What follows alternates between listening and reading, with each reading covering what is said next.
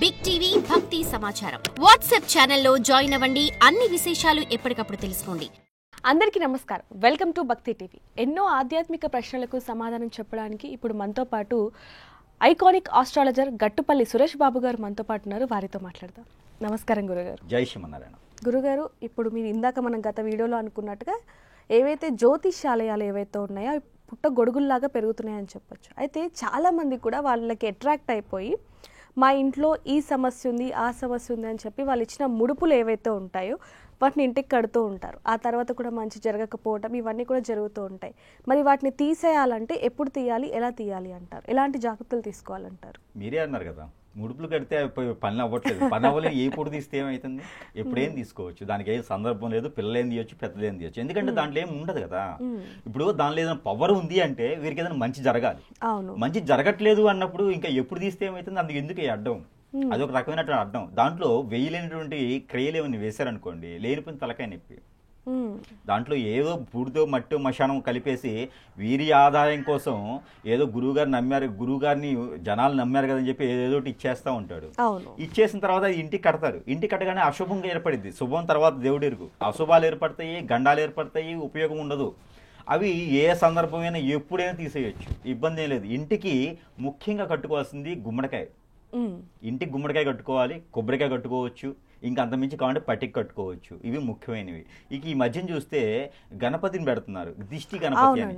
గణపతిని ఎవరైనా పూజించమని చెప్తారు. దిష్టి గణపతి ఏంటంటే వాళ్ళ బొంద. అలాగే మనం కోతి ఫోటోని, కోతి మనము దేవుడితో కొలుస్తూ ఉంటాం. కోతి కొట్టడానికి కూడా మనం ఆలోచిస్తాం. హనుమాన్ అనేది అది వేరే కథ అండి. కోతి హనుమాన్ కాదు, హనుమాన్ కోతి కాదు, అది వేరే కథ. అయితే కోతి రూపంగా ఉండేటువంటి వ్యక్తి అనమాట హనుమాను. హనుమాను ఒక ఆధారంతో పుట్టినటువంటి వ్యక్తి కోతి. అంతేగాని కోతి హనుమాన్ కాదు. ఆయన వేరు, ఈయన వేరు. కోతి హనుమానికి రూపం లేదు. హనుమాను వాయుపుత్రుడు. అవును. అంటే ఆయనకి చర్మం ఉండదు. మనం చూడటం కోసం చర్మం ఏర్పరిచారు. అతనిది వేరే, అసలు కథ వేరే అవుతుంది. అయితే కోతి అనేది వేరు. ఇప్పుడు ఎవరైనా, ఇప్పుడు మనకి ఆ శివ భగవానుడు ఉన్నాడు. ఆయన్ని మనము కొన్ని విషయాల్లో జంతు రూపంగా కూడా మనం కొలుస్తూ ఉంటాం. అంతే. ఇప్పుడు కుక్కలన్నీ కొలిస్తే కాలభైరుడు అంటారా? శివుడు కాలభైరుడే, కానీ కుక్క దేవుడు కాదుగా. అలానే కోతి దేవుడు కాదు, కానీ మనం కొన్ని రకాలుగా విధానాలుగా పూజిస్తాం. అయితే గురుగారు, కలబంద కడుతూ ఉంటారు, కొన్ని యాలకులు అవి అన్నీ కూడా కడుతూ ఉంటారు. అసలు ఇంటికి దిష్టి దోషం పోవాలి అంటే అసలు ఏం కట్టాలి అంటారు? ఇంటికి దిష్టి దోషం పోవాలంటే ఆ ఇంటిని పట్టి ఉంటుంది. ఆ ఇంటిని పట్టి, ఇంటి పరిసరాలు పట్టి, ఆ వాస్తుని పట్టి కూడా ఇంటి దోషాలు ఉంటాయి. అవేంటంటే ఎన్ని రకాలు చేసినా కూడా పోవు. ముఖ్యంగా వీరు చేసిన తప్పులు ఉంటాయి కొన్ని. ఉదయాన్నే లేవాలి, కళ్ళాపు చల్లుకోవాలి, ఉదయాన్నే లేవాలి, చిమ్ముకోవాలి, ఉదయాన్నే లేవాలి, ముగ్గు పట్టణ చేయాలి, ఉదయాన్నే లేవాలి, గడపకు ముగ్గులు పెట్టుకోవాలి. అసలు గడపలే ఉండట్లే ఇంటికి. అవును. ఉదయాన్నే లేవాలి, కనీసం ఆ ఇంటికి ముందున ఏదైనా ఇనపది కడ్డీ అన్న వేసుకోవాలి. ముందు నెగిటివిటీ లోపల రాకుండా చేసుకోవాలి. వీళ్ళు ఎప్పుడు 11ంటికి నేను గడప తలుపు తీస్తాను, 11ంటికి నేను కళ్ళాపు చల్లుతానంటే అవ్వదు. ఉదయం 6:30 అవ్వగానే రాక్షసులు నిద్రలేస్తారు. ఆ రాక్షసులు రెడీగా ఉంటారు. ఏ ఇల్లు అయితే ఉదయం సమయంలో బ్రాహ్మీ ముహూర్తం అంటారు, 2:30 నుంచి 3:30 వరకు బ్రాహ్మీ ముహూర్తం. అంటే బ్రాహ్మీ ముహూర్తం ఒక గడియలు 5 వరకు ఉంటాయి ప్రతిరోజు కూడా. 5 తర్వాత వచ్చేది రాక్షసులు. బ్రహ్మలు అయిపోతారు. ఇక బ్రహ్మలు వెళ్ళిపోతారు. బ్రహ్మలకి ఇంకా సమయం వాళ్ళకి వెళ్ళిపోతుంది. తర్వాత రాక్షస గ్రహణం వస్తుంది. ఆ రాక్షసులు వచ్చినప్పుడు మనం తలుపులు తీస్తాం, ఆహ్వానిస్తాం లోపలికి. ఇంట్లో నెగిటివిటీ వస్తుంది. కొట్టుకుంటాం, తిట్టుకుంటాం, అశాంతి, ప్రశాంతత ఉండదు, నిద్ర పట్టదు. ఇంకన్నీ వీళ్ళే ఉంటారు కదా. రాక్షసులు ఏం చేస్తారంటే, నువ్వు పోయి మీ ఆవిడని కొట్టు అని చెప్తుంది. వాళ్ళ ఆవిడ ఏం చేస్తారంటే, అట్లగడ కాల్చు చీపిరితో కొట్టు అని చెప్తుంది. అలానే ఇంకా రాక్షసులు వాళ్ళు ఆనందపడతారు. మనలో చికాకులు కల్పించి వాళ్ళు ఆనందపడతారు.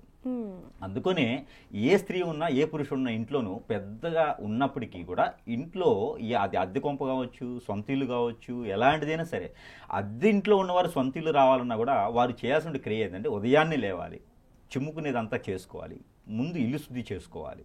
ఇల్లు శుద్ధి చేసుకొని ఉదయాన్నే సాంబ్రాణి పొగ ధూపం వేసుకొని చేస్తే, అప్పుడు ఘంటానాదం పలికితే అప్పుడు పాజిటివిటీ వస్తుంది.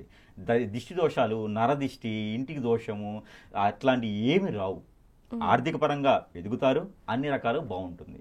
అష్టైశ్వర్యాలు కూడా వీరింటికి తొలదూగుతాయి. కాబట్టి ఉదయాన్నే లేచి బయట ముగ్గేసుకోవడం, చిమ్ముకోవడము, గొబ్బెమ్మలు పెట్టుకోవడము, ఏదో ఒక రకంగా అయితే పాజిటివిటీ అయ్యేలాగా వారి ఇంటి ఆచారం ఎలా ఉందో, వారి పెద్దవారు ఏం చెప్పారో ఆ విధంగా చేసుకుంటే సరిపోతుంది. కానీ రాక్షసులను ఆహ్వానించకూడదు. మనం 9ంటికి లేవటం, 10ంటికి బ్రష్ చేసుకోవడం, 10:30కి తలుపులు తీయటం. ఏంటి ఇంట్లో కరెక్ట్గా చెప్తున్నారు మీకు చేస్తారా అంటే ఇప్పుడు ఉన్నటువంటి సందర్భం అయితే అదే ఉంది. 10:30కి నేను అపాయింట్మెంట్ ఇస్తే వాళ్ళు గురువు గారు అని ఫోన్ చేసి వాయిస్ చేంజ్ అయ్యింది. ఏంటండి అంటే ఇప్పుడు నిద్రలేసాను, లేవగానే నాకే ఫోన్ చేశారమ్మా, మీరంతా అయిపోయిన తర్వాత చేయండి, మధ్యాహ్నం చేయండి అని చెప్తాను. ఇక మరి అట్లానే ఏది కూడా మనం చేసుకున్న దాన్ని బట్టి ఉంటుంది. దిష్టి దోషాలు రావడానికి కారణం ముఖ్యంగా మనమే. ఇవన్నీ చేసుకుంటే దిష్టి దోషాలు ఇంటికి రావు, ఒంటికి రావు, ఏమి రావు. ఇకపోతే మీరు అన్నారు ఇలాచీలు కట్టుకుంటారు అని, ఇలాచీలు కట్టుకోవచ్చు, లవంగాలు కట్టుకోవచ్చు, అది ఇంటిలి చిట్కా అని చెప్పేసి అని ఉంటుందన్నమాట. అవన్నీ కట్టుకోవచ్చు, ఇబ్బంది ఏం లేదు. కానీ ముడుపులు లాంటి ఏదో ఆకులు లాంటి ఏదో తీసుకొచ్చారో, ఏదో గురువు గారు ఇచ్చారు, అది ముళ్ళు పెట్టారు, అవన్నీ అయితే అది నాకు తెలిసినంత వరకు అయితే అవసరం లేదు. అలానే గణపతి ఏదైతే దిష్టి గణపతి అంటారో అది పెట్టకూడదు. గణపతిని మనం పూజిస్తూ ఉంటాం, ఏ అవతారంతో ఉన్నా గణపతిని పూజించాలి. అంతేగాని తీసుకొచ్చి గడపగా తగిలించుకుంటా అంటే అవ్వదు. దానివల్ల మనకి ఖచ్చితంగా దిష్టి దోషాలు ఉంటుంది. దానివల్ల మనకి ఖచ్చితంగా ఇబ్బంది పడేదే ఉంటుంది. పిల్లల్లో ఆశాంతి లేకుండా ఉంటుంది, పిల్లల్లో చదువు రాదు.